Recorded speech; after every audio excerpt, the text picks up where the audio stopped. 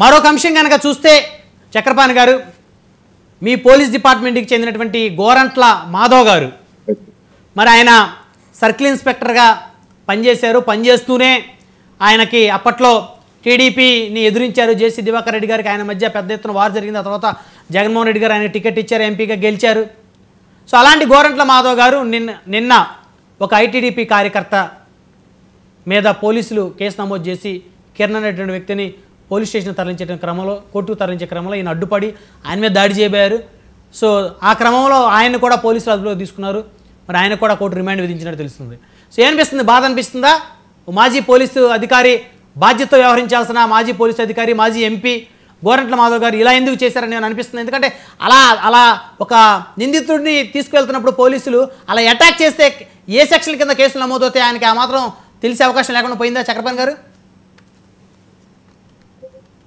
అవన్నీ ఆయనకి తెలుసండి. ఇప్పుడు చేబ్రోలు కిరణ్ కుమార్ గారు అది ఐటీడీపీ కార్యకర్త. అవును, ఆ కార్యకర్తని కూటమి ప్రభుత్వంలో ఉన్న, టీడీపీలో ఉన్న ఎవరినైనా సరే ఇట్లా బూతులు మాట్లాడితే ఎవరన్నా స్త్రీలను కానీ పురుషులు కానీ అమారు పరిస్తే తప్పనిసరిగా యాక్షన్ తెలుస్తుందని ఒక సంకేతం జనంలో పంపటానికి అతని మీద టీడీపీ వాళ్ళే, టీడీపీ అయినా సరే పార్టీని సస్పెండ్ చేసి అతని మీద కేసు పెట్టారు. అక్కడ కస్టడీలో తీసుకున్నారు. ఎందుకంటే సమాచారం వెళ్ళిపోతుంది కదా. ఇప్పుడు టెక్నాలజీ ప్రకారం సమాచారం అందుకున్న గోరంట్ల మాధవ్ గారు ఏం చేశారు, ఆయన యాక్చువల్గా సర్కిల్ ఇన్స్పెక్టర్ గారు అప్పుడేదో బాగా మాట్లాడలే, రాజకీయ నాయకులు వ్యతిరేకించాలని చెప్పి ఆ జగన్మోహన్ రెడ్డి గారు ఆయనకి ఎంపీకి సీట్ ఇచ్చారు. ఎంపీకి సీట్ ఇచ్చినప్పుడు చక్కదని ఉపయోగించుకుని పాపులర్ అవ్వకుండా అన్పాపులర్ అయ్యాడు ఆయన. ఇప్పుడు తిడితే పాపులర్ అవ్వరు కదా, జనం గమనిస్తూ ఉంటారు. అవును, సరే అన్పాపులర్ అయిన తర్వాత నేను కూడా ఉన్నాను, గోరెట్ల మాధవ్ని ఉన్నాను ఇక్కడ, ఎక్స్ ఎంపీని, ఎక్స్ సిఐని, ఎక్స్ పోలీసుని అనేది ఆయన అతి ఉత్సాహం చూపించారు. ఆయన అతి ఉత్సాహం చూపించి అక్కడేమో సెంట్రల్ ఆఫీసులో మీటింగ్ పెట్టారు, అక్కడ కేసు పెట్టారు. ఇప్పుడు అట్లాగే కానవాయి వస్తూ ఉంటే పోలీస్ డిపార్ట్మెంట్ ఆయన తెలుసు ఇవన్నీ కూడా obstructing police officer discharging duties కింద ఇప్పుడు బిఎన్ఎస్ అంటే చాలా సెక్షన్ల కింద ఆయన నేరం రుజువు అవుతుందండి. కానవాయిలోకి వెళ్ళిపోయి ఎస్కార్ట్ని అడ్డం పెట్టేసి పోలీస్ డిపార్ట్మెంట్ ఆయన వెహికల్ అడ్డంగా పెట్టి కావాలని చెప్పి ఆయన ఏరియా వాళ్ళకి 5 మంది తీసుకొచ్చి ఇదంతా ఇదంటే తెలుసు, చట్టం అరెస్ట్ చేస్తుంది. అంటే అలాంటప్పుడు ఎలాంటి కేసులు నమోదు చేస్తారు సార్? అలా ఆ విధంగా ఒక రిమాండ్ విధించడానికి తీసుకెళ్తున్న ఒక ఖైదీ సంబంధించినటువంటి, అంటే నిందితుడిగా ఆరోపణలు ఎదుర్కొంటున్నటువంటి ఒక వ్యక్తిని పోలీసులు తీసుకెళ్తా ఉంటే ఆ వ్యక్తి కాన్వాయ్కి కారు అడ్డం పెట్టి అతని మీదే దాడి చేయబోయేటువంటి పరిస్థితి చేసినటువంటి వ్యక్తులకు ఎలాంటి కేసులు వారి మీద పడే అవకాశం ఉంది? ఇదండి నా అటెంప్ట్ మర్డర్ పెడతారు, అబ్స్ట్రాక్టింగ్ పెడతారు, అటెంప్ట్ కిడ్నాపింగ్ పెడతారు, ఓకే, ఇది క్రిమినల్ కాన్స్పిరసీ పెడతారు. ఇవన్నీ కుట్రపూరిత నేరాలండి. దీంట్లో ఒకటి కాదు, చాలా నేరాలు పెడతారండి. నగరపాలెం పోలీసులు కేసు రిజిస్టర్ అయింది. అది మ్యాజిస్ట్రేట్, స్పెషల్ మ్యాజిస్ట్రేట్ కోర్టులో ఆర్గ్యుమెంట్ జరిగింది. సుమారు 4 గంటలు ఆర్గ్యుమెంట్ చేశారు.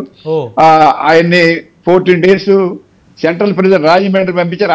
ఆయనతో పాటు 5గురు. నేను చట్టం వదిలిపెట్టండి. ఆయన ఎవరైనా ఇప్పుడు ఎక్సెప్ట్ వదిలిపెట్టారా? ఎవరైనా వదిలిపెట్టరండి. ఆయన పోలీసులు కారు దిగమంటే నేను ఈ భారతదేశానికి ఎంపీగా పనిచేశాను, మాజీ పోలీస్ అధికారిని నేను, సో నాతో మీరు వ్యవహరించే తీరు ఇదేనా అని చెప్పేసి పోలీసుల మీద ఫైర్ అయ్యారు. అంటే మాజీ పోలీస్ అధికారి అయితే పోలీసుల మీద ఫైర్ అయ్యే అవకాశం ఉందా సార్?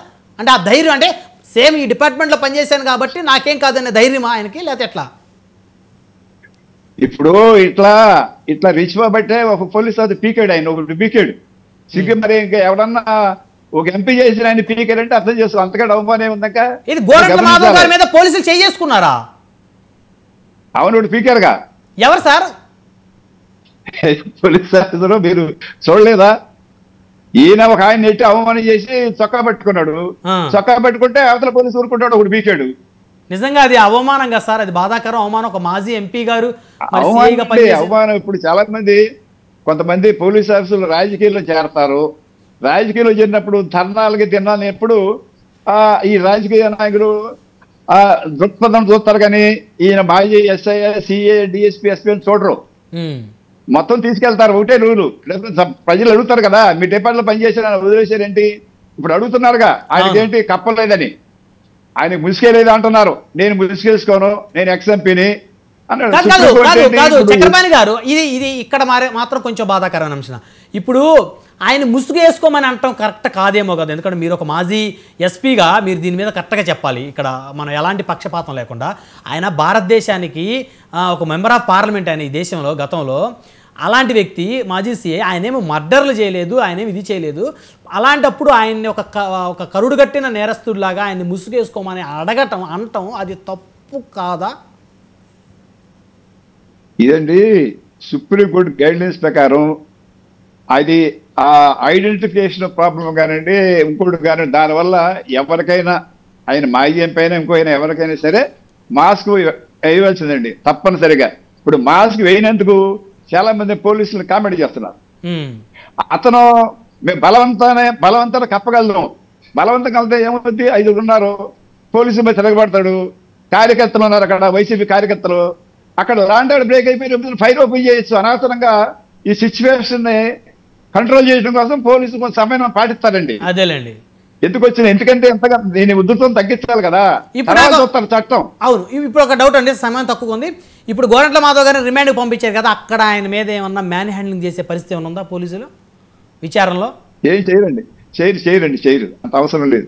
సో కాకపోతే ఆయన అనవసరంగా ఆ వెహికల్ ఎక్కే దగ్గర రాద్ధాంతం చేయటం వల్ల ఓ పోలీస్ అధికారితో ఆయన దెబ్బలు తిన్నారంటారు, అంతేనా? అవునండి, ఆయనే చేసుకున్నారండి, లేదా అంత అవసరం ఉంది చెప్పండి. బాధ అనిపించలేదా మీకు చక్రపాణి గారు చూసి? మీ డిపార్ట్మెంట్ కదా ఒకప్పుడు, ఆయన కూడా బాధ అనిపించలేదా ఇలా చేసుకున్నాడు ఏంటి అని ఆవేశంతో? బాధ అనిపిస్తుంది, చాలా అవమానం అనిపిస్తూ ఉంటాయి, ఇట్లా చేయడం చాలా తప్పు అనిపిస్తుంది. రైట్. ధన్యవాదాలు చనంశెట్టి చక్రపాణి గారు.